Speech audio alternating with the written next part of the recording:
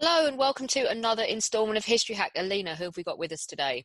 Oh, I'm really excited about this one. So we've got Katja Hoyer with us, who's a historian and author specialising in the German my God, not the Third Reich, the Second German Reich, people, second. I love your brain just automatically goes there, doesn't it? It does. I'm really sorry, everybody. It's Second German Reich, not the Third. I do apologise. Right. So she's here to talk to us about her new book, which was published on January the 14th, called Blood and Iron, The Rise and Fall of the German Empire, 1871 to 1918.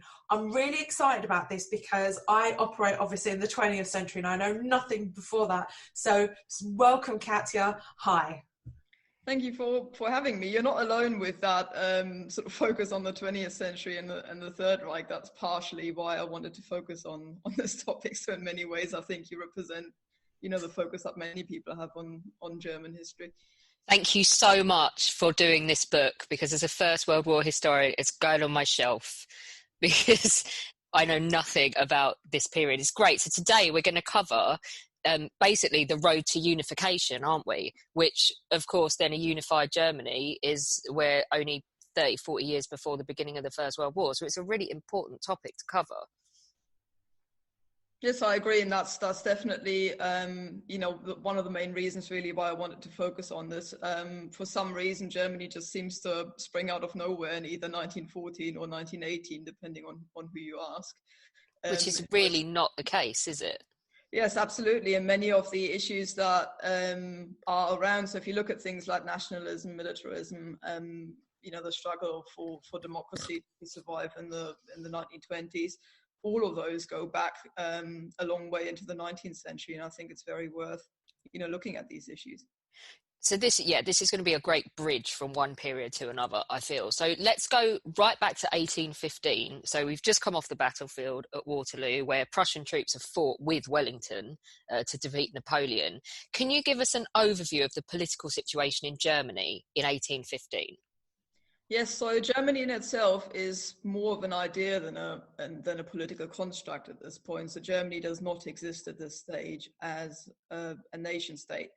Instead, there's like this sort of really messy conglomerate of different principalities and states, even sometimes just individual cities that are all ruled over by individual sort of political entities, if you will. Similarly, Prussia at the same time, Prussia and Austria are sort of emerging as the largest of those individual states and the most powerful, with Austria traditionally having been the more powerful of the two. So really to Prussia, and therefore that this is also where the significance is for later developments, the war against Napoleon is an opportunity to prove its worth almost as a European power. It gains a lot of respect, particularly in Britain, as a state that sort of came out of nowhere, a small-ish political entity in Central/Eastern Europe, and had sort of by marriage and conquest gained more and more territory, but was still very much seen as an emerging force rather than an established one. And the fight against Napoleon, particularly that alliance with Britain, catapulted Prussia onto the European stage. The other thing to say is that because the Prussians needed help in expelling Napoleon from the German lands, the Prussian king rallied all Germans, well, first of all Prussians, but then also all Germans together in a rather desperate plea in 1812 to try and sort of almost get a militia/volunteer force together to try and get Napoleon expelled from the German lands. And so in many ways, that fight against French overlordship is the first opportunity for German people to realize that they have something in common beyond language, and that this sort of idea of fighting against an external enemy might make them realize that more than anything else could. So that's why I decided to start the book there at the same time, because I find both Prussian emergence as well as a sort of idea of a German people take hold there. Why and how was 19? Do you see this? I'm Leave the 20th century. The funny thing is, and I tagged Katja in this when I did this. I wrote up the questions and I kept writing 1915, 1940. I'm like, no, go back. 18, The world existed before 1939, Elena. It's really bad. Okay, so we're going to 1815. So how and why was 1815 a watershed moment for Germany? Well, the beating of Napoleon really opened up a lot of opportunities. So the Germans had just fought together against Napoleon and had sort of, there's still this afterglow, if you will, from the defeat or from the victory from a German perspective. And the individual German states are sort of sat there now wondering, what to do now. Basically, prior to Napoleon invading, there had not only just been the 39 states that you see afterwards, but basically hundreds of them. Napoleon had then, for really just administrative reasons and other reasons, merged them together into 39 states. And now in 1815, at the Congress of Vienna, they're sitting there wondering whether to stick with the 39 states, whether to unify into one, or whether to go back to over 400 states. And so in that respect, it's the first time really that people sit down, not just Germans, but sort of the European polity, if you will, sits down and tries to decide what to do about the German question, as it began to be called. And that's why it's a watershed moment. At the actual Congress of Vienna, the decision is made not to unify Germany into one nation state, both from the perspective of the German states as well as other European nations. That was seen as undesirable, mainly because German unification was a liberal movement still. And so the feeling that individual monarchs would have to give up power to the people in a constitution wasn't one that was sort of welcomed by everyone. But also the idea to somebody like Britain, for instance, to maintain the power balance on the European continent, a unified German state was not seen to be conducive to that. But nonetheless, Prussia is sort of rewarded for their part in the war and for their part in the alliance by additional territory that it gains in the Rhineland, and that's really a game changer to both Prussia and further German history. That area in the Rhineland is full of coal, iron ore, zinc, other resources that Germany can, or Prussia in this case, can make use of. And with the emergence of the with the kicking off really of the Industrial Revolution in Germany at the same time, those are invaluable resources, and they allow Prussia to shoot ahead of Austria, which remains largely agricultural still, and that's what shifts the balance away from Austria and towards Prussia. So 1815 in many ways is a turning point or the beginning of something as far as German history is concerned. So Deutsche Bund, what is it and what problems does it cause for Germany? So when the decision was made that Germany would not be a nation state in 1815, there was still a desire to give it some sort of structure, the states together, and that structure was provided by the Deutsche Bund, by the German Confederation. So the idea was that there'd be like an overarching framework over all of the German states, and that's what that did. So the parliament of that confederation sat in Frankfurt and was very much dominated by liberals. The two important things that this confederation did or could do was a foreign policy. So if Germany was to be attacked again, then this would allow the German states collectively to respond to that and summon forces that would come from all of the different German lands. And in theory, that parliament could also put laws in place that would apply to all the German states. In practice, that's very rarely done, because it was difficult enough to get everyone to stay in it. And if they'd gone kind of, so far out to decide individual laws and things, then I think you would have struggled to keep, areas like Bavaria, for example, in it. And the third issue with it is that it didn't really solve the growing competition between Austria and Prussia, in that they're both in the Bund, both claim sort of overlordship of it, but the chair of the Bund is permanently given to Austria.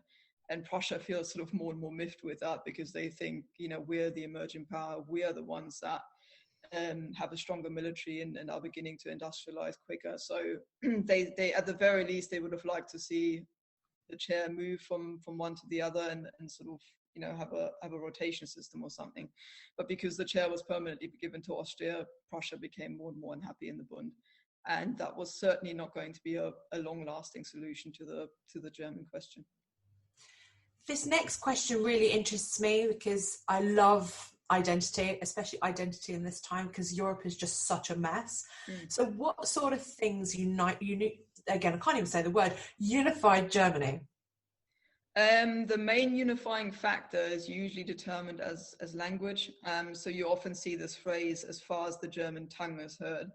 That throws up all sorts of problems. If you define Germans by people that speak German, you end up with quite a lot of territory in Europe at the time. So you would have areas like, you know, Switzerland and parts of Poland, of course, and I'm sure we'll touch on that later again.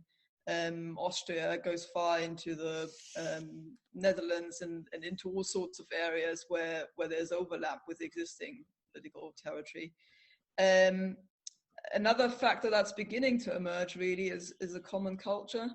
That's also something that divides Germans, and I would argue to this day, there are strong cultural differences to the point where people identify with their local culture more than with being German. But the Brothers Grimm, for example, in their fairy tales really try and make a conscious effort to provide some sort of common cultural good, if you will. So by writing down German fairy tales, which had previously just been sort of orally passed on from one generation to the next, by writing these down, they're providing a common language for those things, phrases from those fairy tales that are being picked up. People sort of teach their children the same morals. I picked up a story in the book that or a difference between the German version, the French version of Little Red Riding Hood, for example, just to give you one example of these sort of cultural things. So in the German version, the Brothers Grimm explicitly added a warning from Little Red Riding Hood's mother not to go off the path. That doesn't exist in the French version. So this kind of explicit thing is made a big deal of in the Brothers Grimm version. And then, of course, she does go off the path, meets the big bad wolf, and bad things happen. And this is deliberately inbuilt because this sort of sense of obedience towards your elders and your parents is something that the Brothers Grimm felt ought to be a thing that all German children, you know, grow up with. And those things begin to emerge more and more throughout the 19th century and bind Germans in a stronger way than they had done previously. I have to say, I love that stupid film with Matt Damon. Have you seen it? No. Oh, the Brothers Grimm. Oh, it's brilliant. It's just absolute nonsense. Apparently. Yeah, it's a good laugh. It's like, don't be watching it as a German historian and expecting like not to be enraged, but it's a good laugh for a couple of hours. I didn't quite know what the point of Monica Bellucci was, but she looks great. It's all about Prussia, isn't it, as the largest state. Prussia faces many problems during this period. What do they do to combat them?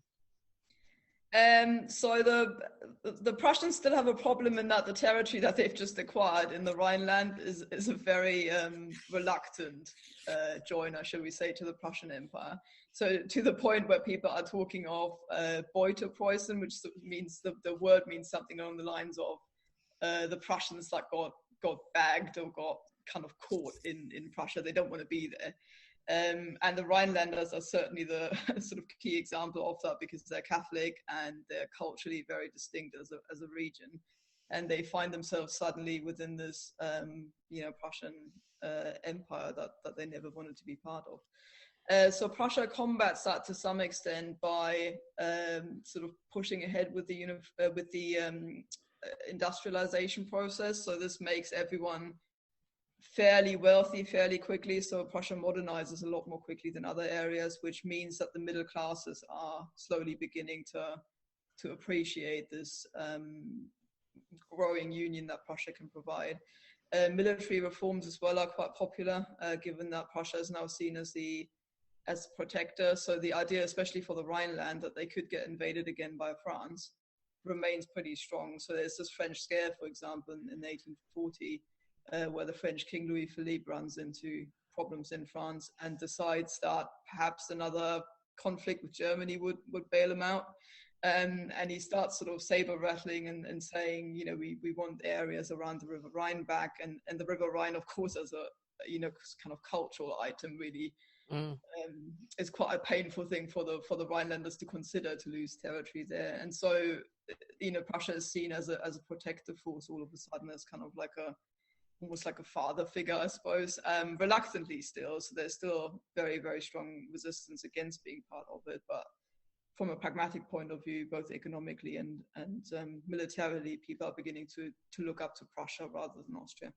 Can I ask about the other end of the country? As someone who's really just superficially got a grasp of German history before the First World War, Bavaria always seems to me to be very culturally different to the rest of Germany.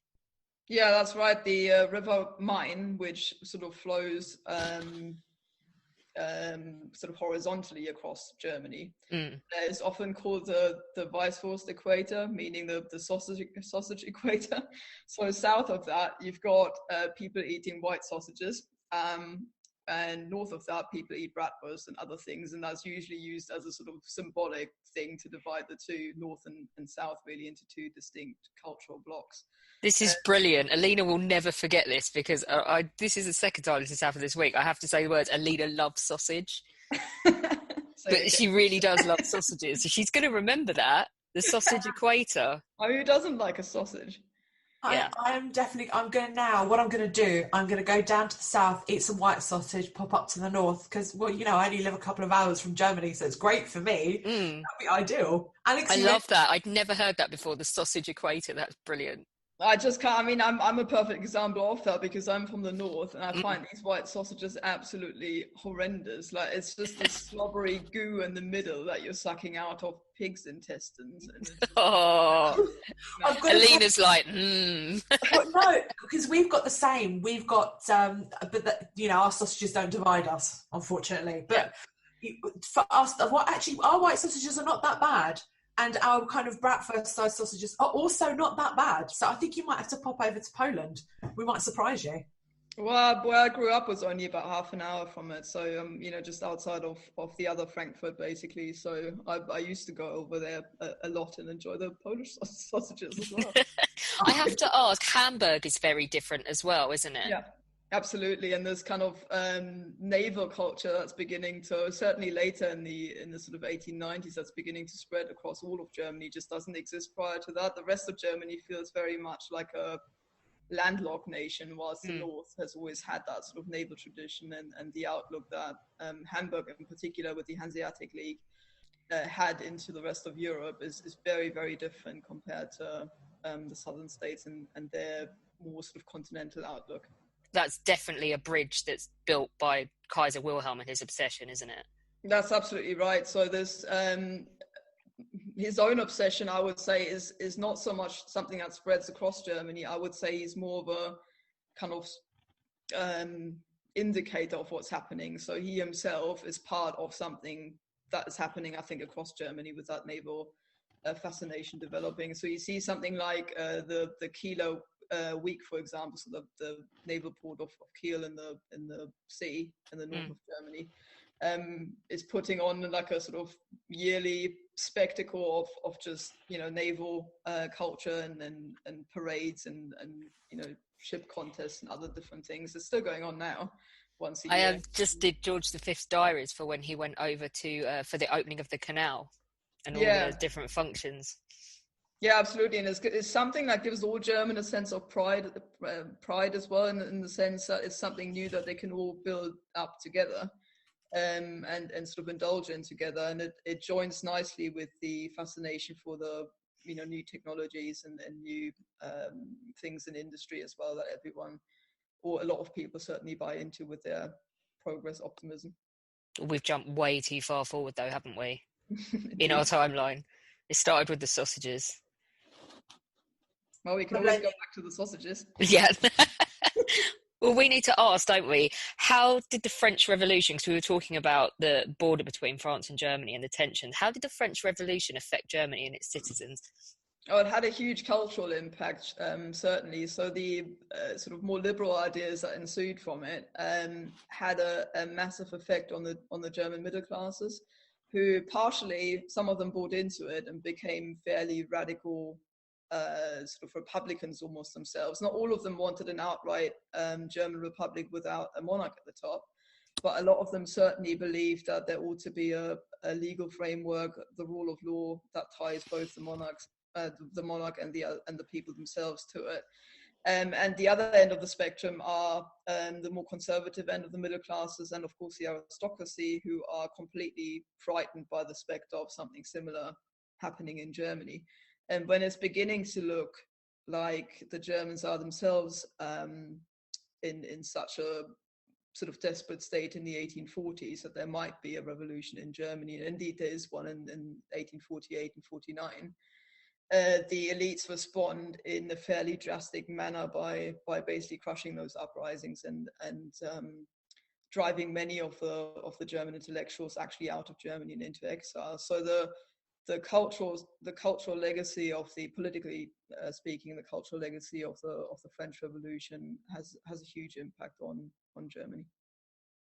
So industrialization comes in next, and that brings about socio-economic change. How does that affect Germany in the 1840s? So it affects it both positively and negatively. Of course, there's the side that brings up a lot of money for people that had previously not enjoyed privilege, because obviously they haven't got titles, say, for example. So if you're now a merchant or somebody who an industrialist, say, all of a sudden that industrialization gives you a huge amount of power due to the money that you get and the influence that comes with it. So that's one side of the coin. The other side is, of course, a growth in population, and with it a huge amount of overpopulation going on in the cities because of urbanization, which in turn leads to pretty horrendous living conditions in places like Hamburg and Berlin. Quite famously, for example, there's the Silesian uprising of the weavers in the 1840s, which is important in its own right, but it also inspires a lot of people like Karl Marx, for example, to look at the plight of the working classes in particular, and inspires socialist movements in Germany. So there's both of these things. It brings the middle classes up into a position where they have more power, but for the working classes it does mean pretty terrible working conditions. This is the point, isn't it? The towering figure in Germany in this period that we're talking about is Otto von Bismarck. So what can you tell us about his early life? So he comes from a Junker background. So Junkers are, the Junkers are based in Prussia, mainly in sort of East Prussia, but sort of now northern Poland is their heartlands. And Bismarck comes from that Prussian aristocracy, landed Prussian aristocracy. So they used to be incredibly powerful as a group, but are slowly beginning to feel the pressure from the rising middle classes and from industrialization, because their wealth is largely based on land ownership. They end up basically, now that industrialization is pushing forward, losing money and status. And Bismarck's family is no exception to that. So he very much feels the pressure on that. In his early life, because he's always been a bit of a maverick, I would say, in his character, very, very confident, even as a child, as teachers are complaining about his sort of somewhat unruly nature. He's very clever, even at school, and does particularly well in German. So in terms of his use of words and the very distinct vocabulary that he uses, very colorful, very sort of flowery language. His teachers are impressed with him, but also this kind of maverick side of him comes to the fore. So as he sees his family slowly and his sort of social class slowly being threatened by the rise of the middle classes, that's got an impact on him. And he turns into an ultra-conservative sort of maverick politician when he first enters the scene. So he's not really interested in politics, is he, in his early life? But then in 1847, he takes up a seat in the Prussian parliament, and this becomes life-changing, doesn't it? Yeah, absolutely. And that's that's one of those moments in history where you have to sort of sit there and think, what if this hadn't happened? Because it was sheer coincidence that Bismarck ended up in parliament. He wasn't keen on going there necessarily, but an existing MP got ill. And because people knew that he was reasonably intelligent and well-educated and also very well-spoken, they offered him to step in for the MP who had fallen ill. And it's at that point that Bismarck realizes he really, really enjoys the political intrigue and the scheming and the playing people out against each other and all of the other things that come with parliamentary politics.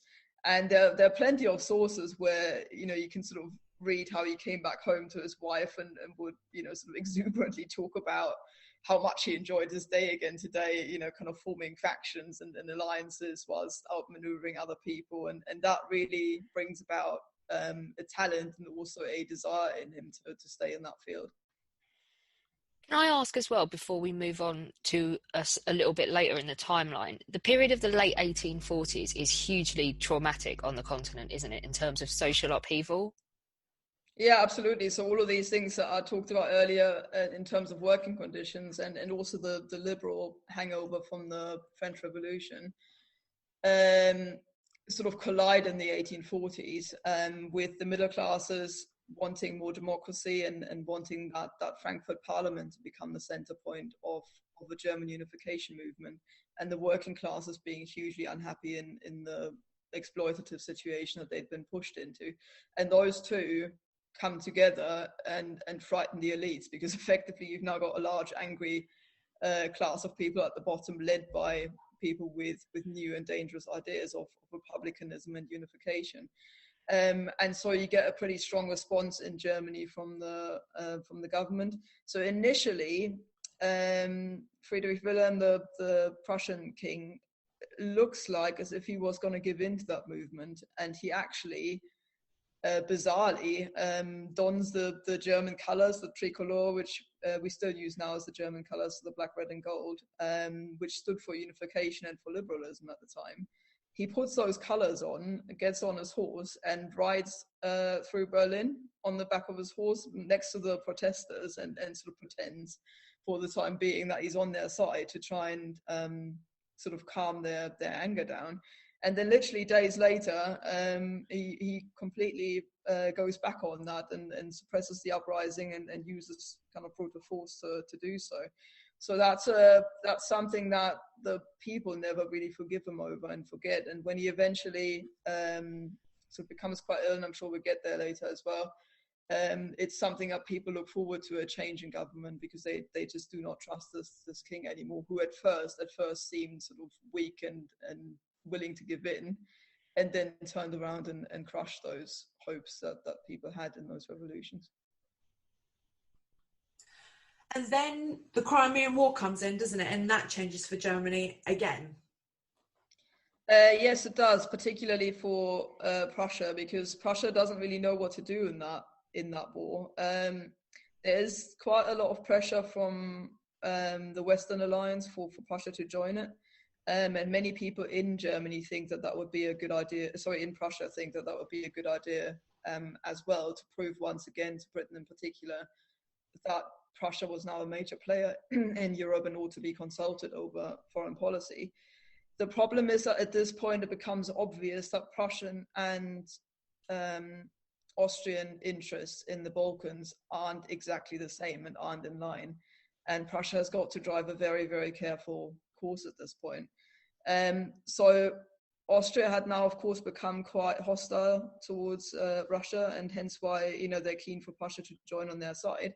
Prussia, on the other hand, is quite keen to make sure that this sort of doubling up of interest in Poland, they don't want to offend Russia too much, because land disputes are still going on in Poland over who gets what, and there might be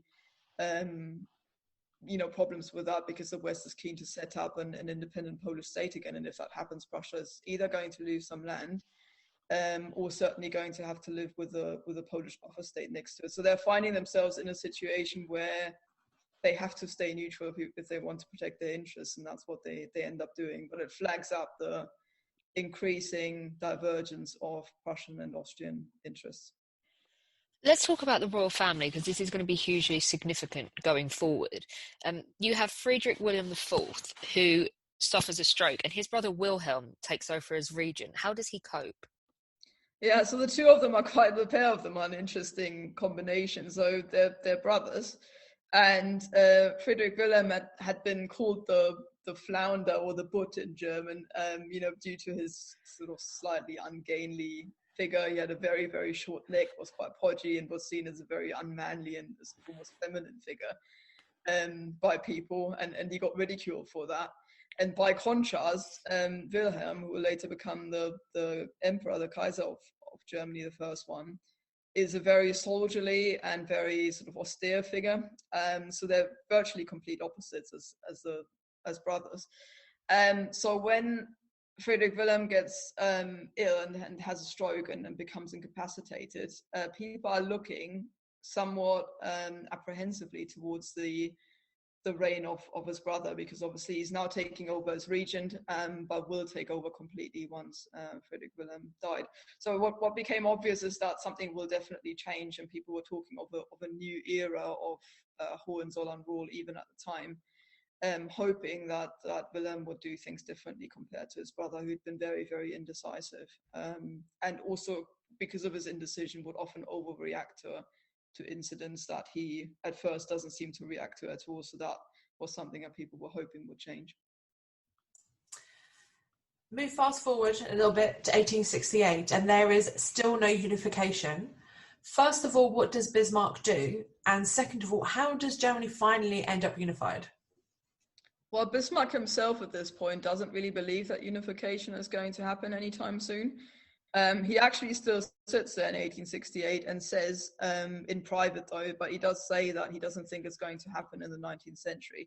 So there's no way that he anticipates his own movements of just a couple of years later. However, he does have it in mind eventually to unify, not because he's a German nationalist, quite on the contrary, he's very much a Prussian and wants Prussia to succeed. But he does see the rest of Germany as a potentially kind of like really good extension of Prussian power. And so he thinks it would benefit his own state if he could unify Germany somehow. So the first step was to bridge that gap between the two Prussias that we were talking about earlier, so between the Rhineland and the sort of Prussian heartland, if you will, in the east.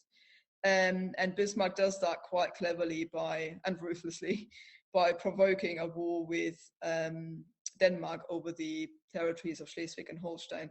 The whole question around these two territories is hugely complicated because you've got sort of Germans and Danish people intermixed in both of these areas, but Holstein is the more German of the two, if you will.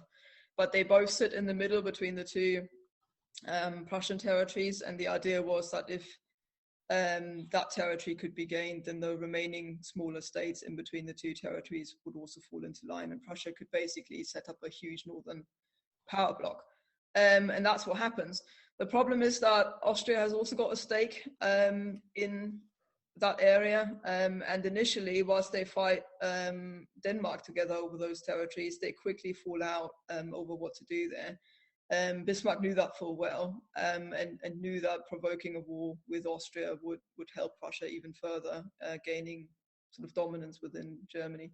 And so that's what happens. And the sort of brothers' war, as it's called, between the two German states ensues between Prussia and Austria. It's a relatively short war that is won by Prussia because, like I said earlier, Prussia has just got all the advantages now in terms of industry and war material. So they win that pretty quickly and establish dominance.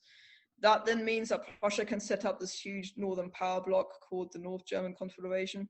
And that's pretty much the predecessor for the German state. The constitution that's set up for it, the parliament that's set up for it, effectively just get joined by the southern states later. And then the last step is to bring the southern states on side. So Alex, you were saying earlier about, Bavaria's sort of distinct culture, and we were talking about the sausage equator. And Bismarck is keenly aware of the fact that you're not going to get the Bavarians to, just join in under some sort of Prussian, overlordship. Well, this is the thing, isn't it? Even when unified, they have their own king. Yeah, absolutely. And they're certainly the most difficult to convince, even with a fair degree of federalization, to actually stay in that union. So to get them in the first place, Bismarck needed a little bit of some sort of lever to get them to join. And it needed to be voluntary rather than forced. So he knows if he just starts another war and kind of tries to make them by force to join the German nation, it would fall apart later. So it needed to be a voluntary thing. So he thinks back to things like the French scare of 1840 and of course the war against Napoleon, at which point Germans had shown a remarkable degree of unity. Even the southern Germans had joined in enthusiastically, so long as it's against the French, that usually works. And so Bismarck thinks to himself, well, good, why not have a war with France again? Because then, we're going to get everyone else on side. But it was really, really important that this war would be started by France and not by Prussia. Because if Prussia starts it, the other European powers are going to have a thing or two to say about that, specifically Britain and Russia. But also, if the southern German states are to sacrifice men and material and money on this war, it needs to be for a defensive purpose, so they need the moral high ground, if you will. And so Bismarck used a crisis in Spain relatively cleverly, very cleverly. So the Spanish throne becomes vacant due to various different reasons, and one of the candidates to fill up that slot is a Hohenzollern prince. Wilhelm has absolutely as a sort of head of the Hohenzollern family, has got absolutely no ambitions on the Spanish throne. So without Bismarck's intervention, nothing would have come of that. The throne would have just been filled again, and things would have moved on. But Bismarck realizes that he can use that really to provoke the French, because the sort of specter of being surrounded by Hohenzollerns, if Spain becomes a Hohenzollern nation itself, you have literally Spain and then, the German lands kind of right next to France. So that would be a bit of a horrendous thought to Napoleon III. And so Bismarck convinces Wilhelm to sort of tacitly approve the candidacy of the Hohenzollern prince. When that happens, there's huge outrage in France, and Bismarck knows he's on the right tracks here, so he just pushes the issue a little bit further until the French see the need to send an ambassador to Prussia, Benedetti, to try and sort the issue out without war, because it's looking like war even then. Benedetti arrives at the court and talks to Wilhelm. And Wilhelm, like I said, isn't all that fussed about it. So he just says, yeah, fine, we'll just withdraw the candidacy, don't worry about it. And sends him away again and says, go home, tell Napoleon we don't want the Spanish throne, it's fine. And Benedetti goes back home, and Bismarck gets sent the minutes of that meeting. And because Bismarck's very good with words, and at that point the minister president of Prussia, so like the chancellor basically, he gets given that those minutes to try and basically polish them and make sure that there isn't anything offensive in there that might cause war. Of course, Bismarck sits there and thinks, okay, I'll do that. I'll change the wording and make sure that it's exactly what I want it to be. And he sharpens the wording to an extent that makes it look like Benedetti had literally just been dismissed by the Kaiser, as if he walked in and asked for peace, and the Kaiser just rudely sent him away and said, no, I'm not talking to you. And he sends that not only back to the French king, Napoleon III, but he also sends it to the press, so that basically diplomats haven't got a chance to sort it out behind closed doors. It goes out to the French public straight away. And he does it on Bastille Day, which of course, oh no, aggravate the French to a point where there's no going back. And Bismarck knows that full well. He used to be the ambassador to France, so he spent quite a fair bit of time in Paris, knows Napoleon III well, and knows the French people very well. So he knows full well what he's doing. And what my nan would have said about him? She would have just said, oh, he was a bugger. Yeah, I think that sums him up. Yeah. He's a rat bag, isn't he? A book about it. But a brilliant rat bag. Yeah, certainly very, very clever.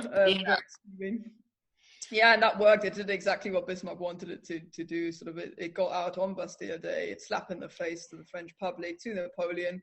Napoleon had already been under huge pressure in France, because once again republicanism is on the rise, and Napoleon is very unpopular at this stage. He has no choice. He's got to attack basically and retaliate for that indignity that he, not only he perceived it to be, but the French people. And there it is, the war that Bismarck needed. German states rally all together in a, again, relatively short war from September to about December, when the fighting begins to peter out, and the treaty is made. And at that point, Bismarck uses the sort of glamour and glory that came from that war to get everyone together and It's a massive triumph, isn't it? I mean, the Prussian/German army marches into Paris. Yeah, absolutely, and it's no coincidence that Bismarck then chooses the Palace of Versailles of all places, so the very heart of the French nation, of certainly the French royal family to form the German nation there. So it seems a bizarre thing to go onto foreign soil, into the heart of another nation to form your own.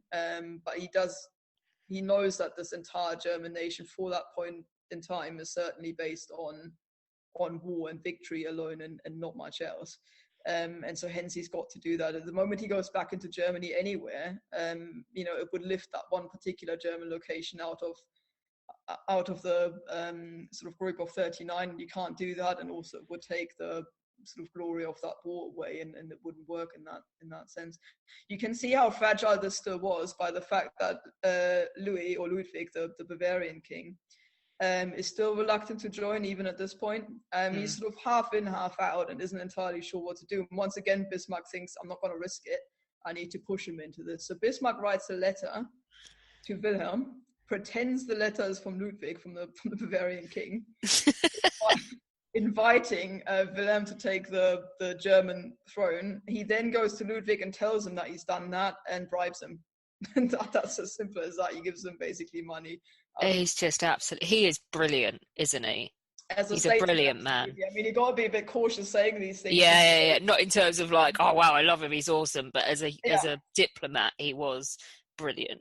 Yeah, certainly had a brilliant diplomatical mind, and also just a sense of, what was and wasn't acceptable, and what people would find outrageous, and what triggers people into action. Despite the just to finish off, despite the sort of reticence of Bavaria to come and everything, when unification happens, it's overwhelmingly Prussia is the basis for the German nation, isn't it, in terms of constitution and law and the way of doing things and military. It's like scaled up to cover everybody. Yeah, absolutely, in any way that you want to look at it. So legally, it literally is the southern states joining the North German Confederation, and then they just rename it into the sort of German Confederation, if you will, or the German Reich. It's interesting though that it's actually the first Reichstag, once it's elected, in the first pan-German elections, that decides they wanted to be called a Reich rather than a confederation, because of the focus on unity. So if you translated it into English, I suppose the closest thing would be something like realm. Yeah. But they wanted it in one piece, rather than the nature of a confederation being, different parts that form one kind of greater whole. So it's interesting that the Reichstag, still dominated at this point by liberals, so the National Liberal Party win the day in the first elections, insists on changing the wording to that. It's not the elites that do it, but it's the Reichstag that decides to change it. But yes, the civil service, the Prussian civil service, is very much staffing the German civil service now. So you have a pretty smooth transition there from Prussian power into German power. The Prussian king is always in a personal union, the same person effectively as the German Kaiser, and there's no way around that. That comes in again, interestingly, in 1918, when Wilhelm is forced to abdicate, and the abdication is already declared by Max von Baden.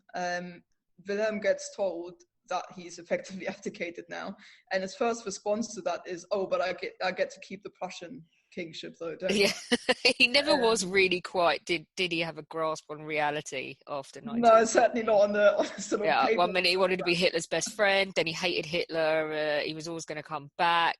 He just, bless him, he just. Yeah, and he just didn't understand that it was just inbuilt in the constitution. You could not be the Prussian king without also being the German Kaiser, and vice versa. Yeah. But that tells you where power lay. There was no attempt to try and sort of pass the crown around to, say, Bavaria or Baden or elsewhere. It was always going to lie in Berlin, which has also made the capital, and had previously, of course, been the sort of center of Prussia as well. So in many ways, it is an extension of Prussian power in the way that Bismarck had envisioned it. It's interesting, though, that Kaiser Wilhelm doesn't see it that way. That's Wilhelm I. Yeah. he actually bursts into tears when it's time to take on the mantle of the German Kaiser. So the night before the proclamation of the German Reich on the 18th of January 1871, he actually sits there crying and says to Bismarck, "This is all your fault. We've lost Prussia now. You know, what is this German thing? I don't want it. And you made it happen." So this is also why Bismarck ends up dominating politics for the first 20 years, is because Wilhelm doesn't want to be German Kaiser. He completely withdraws himself into Prussia and basically stays there, goes hunting and enjoys himself, but isn't involved much in the day-to-day running of this new country he didn't ever want to be the head of. I have to ask you, so that's Kaiser Wilhelm II's grandfather, isn't it? Yes. So yeah. he, unfortunately, I think for Germany, I want to hear your take on it, because my limited understanding is that he lived for too long. Unfortunately, Wilhelm's father dies of throat cancer. How different do you think European history would have been had Fritz not died in 1888 and left the throne to a very young, impressionable and slightly insane Wilhelm II? It certainly is one of the great ifs. It's something that, you know, has been pondered by historians for ages, and it is an intriguing thought to think, what if?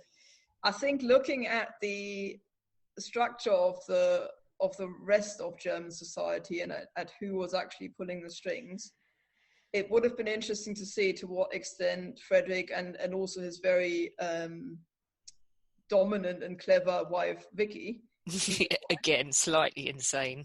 Yeah. That's Queen Victoria's eldest daughter. Yeah, must be in the family, I suppose. Yeah. But yeah, so how the two of them, how they would have managed to impress their own vision for Germany onto the rest. I mean, you know, you do at this point have pretty powerful lobbyism going on. There's emerging things like the German Colonial League and the Agricultural League, and those sort of very powerful blocks that form with millions of members. But then also, Fritz was liberal, wasn't he, in theory? Yeah, that's absolutely right. And both of them had this idea. Vicky certainly did, because her mother, you know, had given her some vision as to how you can run a country effectively that is still relatively conservative with the sort of fairly liberal side to it. And Vicky almost believed that, despite the fact that the constellation is, of course, the other way around, and she would have sort of been the consort rather than queen herself, but she certainly believed that she would have co-run the country with Frederick, which is also something that the Prussian nobility is very, very hostile over. So she's not a popular person at court. No, God love her, she's irritated everybody, hasn't she? And so from that angle, I don't know to what extent they would have had room to maneuver, because even Wilhelm himself at times, you know, once he comes into power, Wilhelm II struggles getting his own will across, despite the fact that it often coincides with what the rest of the sort of power stakeholders in Germany want. But nonetheless, there's a lot of other powers at stake as well, at play as well. So I haven't got a clear answer, I'm afraid, on that one. The true historian's answer. Sorry. Yeah, no, it's brilliant. Is what you can't be a historian if you can provide a straight answer to something. Well, I think the one thing that would have been different is foreign policy, because Wilhelm is so blunderous with his clumsy attempts to sort of both keep Britain at arm's length, but also embrace it at the same time. And I don't think that same obsession was there with Frederick. He was also quite obviously close to England due to his marriage and due to his political outlook. But I think he kind of exacerbates, for me, Germany's problems as a young nation, as a young emperor, in that he's very sort of nervous and he doesn't quite know where he fits in, and he wants to do great things and big things, but he's not sure how, and there's not precedent for him to work off of. Yeah, that's absolutely right. And the other problem with Wilhelm II certainly is that he's absolutely obsessed with the idea that he wants to be the king of all Germans. He wants to be loved and he wants to be appreciated.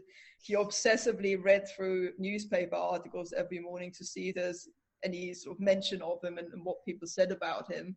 And that really mattered to him. So there's this almost childlike desire to be appreciated in him as well. He's also slightly Trump-like, isn't he, in the sense that he used to go off on one, and his own sort of administration would try and distance themselves from some silly things that he said. He's such an interesting character. We should do a whole podcast about him. Yeah, I allude to that in the book to some extent as well, as the way that his chancellors sort of constantly run around frantically trying to, sort of cross out things in the speeches before they went to the press, the transcripts of them. Or they try, the moment that the press got hold of something that Wilhelm had said and were about to publish it, they'd already drafted the, statements to say what. It must be terrifying. It's like Trump, isn't it? Like he would just go, no, I'll just wing it. I don't need a script. And absolutely. And his father very much in contrast to that had, been completely different, where Wilhelm spoke in public. Wilhelm the First, that is, where he spoke in public, it was very much pre-scripted and formal occasions as well, rather than spontaneous. And Wilhelm just goes out all the time, speaks to sailors and to soldiers and to, public gatherings and elsewhere, and would just like throw his script in the bin and just wing it on the day. I like George V's policy, which is back away slowly and don't agree to anything with him. Yeah, I don't think... Not that it works, but he tries. Sorry, Alina, we've gone waffling off on a tangent. All right. Thank you so much for joining us. That was really enlightening. I had absolutely no idea about Germany's history pre-1918. Let's go with 1918. She's thinking, how far back could I stretch it? Yeah. Without sounding like a complete moron. Yes, exactly. Well, I'm glad it's sort of tempted you into the 19th century a little bit. You should come into it and have a look. It's quite, it's quite an experience. It's not a bad place to go. Yeah, you just have to drag her kicking and screaming, but we'll get there. It's all right. Alex has already taken me into the First World War. I might as well go those extra steps further. So yeah, we're getting there. Don't forget that we do exist on Patreon as History Hack and on Patreon as well, which is Podbean's own version. Alina and I have had massive fun doing this in 2020, but life's going to change quite a lot next year and we're going to actually have to go and earn a living, etc. If we want to keep up the regularity that we've been bringing you and the kind of guests that we've been bringing you and the workload, then we will need your help. So if you join... There's going to be incentives for joining on either of those platforms. We're revamping ourselves on both of them. So don't forget to go in. You can do as little as $1 a month and it all goes towards keeping up History Hack as regular as we've been able to bring it to you this year. We are now on YouTube. We are posting all of our new episodes on there and we have our own channel and we are gradually posting all of the back episodes because we have been made aware of the fact that you can only find the last 100 on some platforms. So you can go and listen to your heart's content and laugh at the cartoons and have a great time. So do go over there and subscribe.